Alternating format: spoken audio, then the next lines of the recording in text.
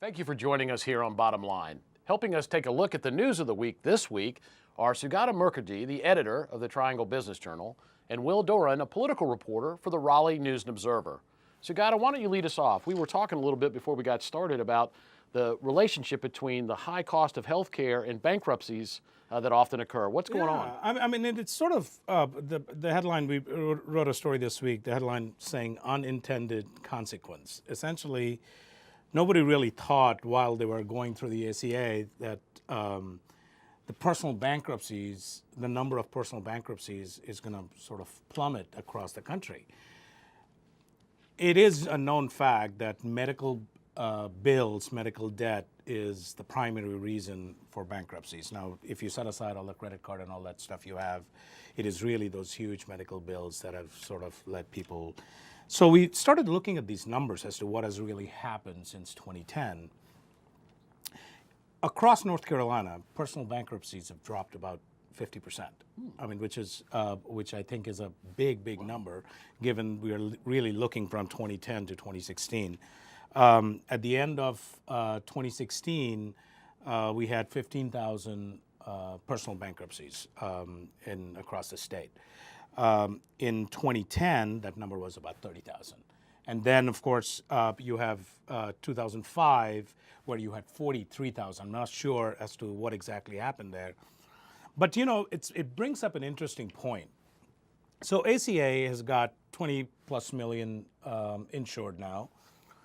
But some of these plans have very high deductibles. So what the hospitals are beginning to say now is that people are having trouble paying those deductibles. So they are now beginning to amass that debt. So we have to see if it begins to sort of go up. That, I think, is a sort of an interesting analogy there. And I saw also reported this week that a number of people, over 50,000 people that currently have health insurance under an existing provider, are going to lose that coverage and have to come under the Affordable Care Act's system of providing health care. Is the day going to come when we stop talking about health care as an issue? Are we ever going to get this issue resolved, Will? I would be very surprised. I wouldn't bet on it. I'd probably be in bankruptcy if I did.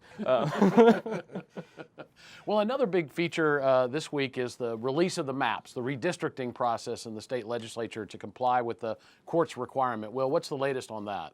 Yeah, we got some new maps actually released by basically the Democratic Party, who didn't like the original maps that were sent out. We'll probably see a vote on the maps sometime this week. I would be surprised if legislature didn't pass the original maps that their handpicked consultant came out with. And then, you know, it goes to the court, and we'll see if the court likes what they see in the maps, or if they think that you know, they didn't really solve the original problem, which was that too many of the districts essentially disenfranchised black voters to an unconstitutional amount. So what happens if the court says these maps don't satisfy what the lawsuit contends? Which most likely, it seems like from what we are hearing, that's going to happen.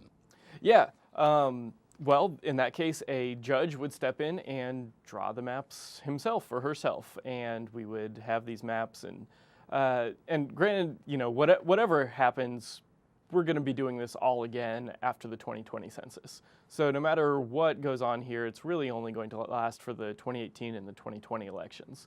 And then we'll go through this again. It's I think if you're an election law attorney, it's pretty good job security to be here in North Carolina.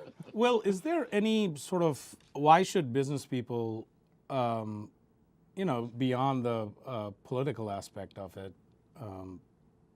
you hear business people saying, like, listen, I want solid tax laws, I want solid environmental laws, or lacks thereof. Why should they care about what is happening with redistricting? What do you think? A big part of it is, will the Republican Party be able to keep its supermajority? If they're going to overturn vetoes of bills that Governor Cooper issues, they need a 3/5 majority. And, you know, that's 30 seats in the Senate, 75, I think, in the House. Someone can correct my math if I'm wrong on that. With the map that we've seen, they're likely to retain that, but it could be close. I think of the Senate districts, Pat McCrory would have won 32 of them, and several were close. So there's probably a small chance, I'd say, that the Democrats could, Gain a take few away seats the and take the supermajority. Obviously, Cooper we've seen him veto a lot of, bills that kind of deregulatory bills or, other pro-business things. We'll see some of those overrides come up later today on Thursday, actually. That's going on in the legislature this week. Well, one of the primary reasons why a business person would be interested in this is as legislative district lines get redrawn, a particular business may find itself in a new district with a new representative, new candidates running for that office. And as much as anything, anybody wants to know who their elected official is, and elected officials need to know what the issue sets are for businesses that are contained within their district. So some part of all of this is it necessitates candidates for the legislature getting to know parts of the state maybe they've not had to run in before if they're incumbents, or perhaps they're not as familiar with the constituencies in these realigned districts. And some part of that makes it a far more complicated process. And interestingly enough, as Will alluded to, we'll go through all this again after the 2020 census. And so these maps will become irrelevant after 2 election cycles, whomever ends up drawing those. And that may be the reason why businesses are probably unlikely to be staying active in this session. I just don't see, they do risk analysis all the time, that why should I sort of support a candidate knowing that 2 years from now, again, I may have a different representative in my district because it's going to be cut out in a different way. Exactly. Well, another week, another ranking of North Carolina. This time it was on infrastructure. We were cited as being the 11th worst state in America relative to our infrastructure, bridges, transportational systems, airports, those sorts of things. This is a big challenge for the state as it tries to sell itself economically. Why are we not better as a state in terms of dealing with infrastructure issues? So it's a report is a report. You just take it for what it is, I believe. Infrastructure, road work has always been a challenge, literally in every government in terms of appropriations. I mean, every state has gone through that.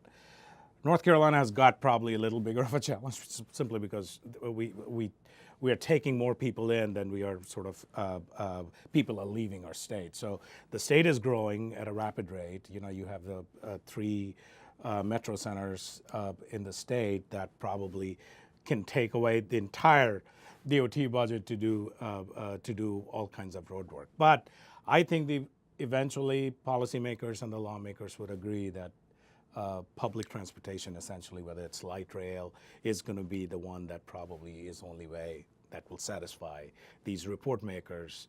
Unless you have a public transportation bill, it's not going to happen. Will, you get the final word here. Just the last few seconds. Do you see or hear any commitment to take up infrastructure issues within the legislature? Well, we did have the bond last year. That was more focused on community colleges, but there was some infrastructure in there. But you haven't really seen it in the budget, any huge increases to DOT or anything like that. So we'll have to wait and see.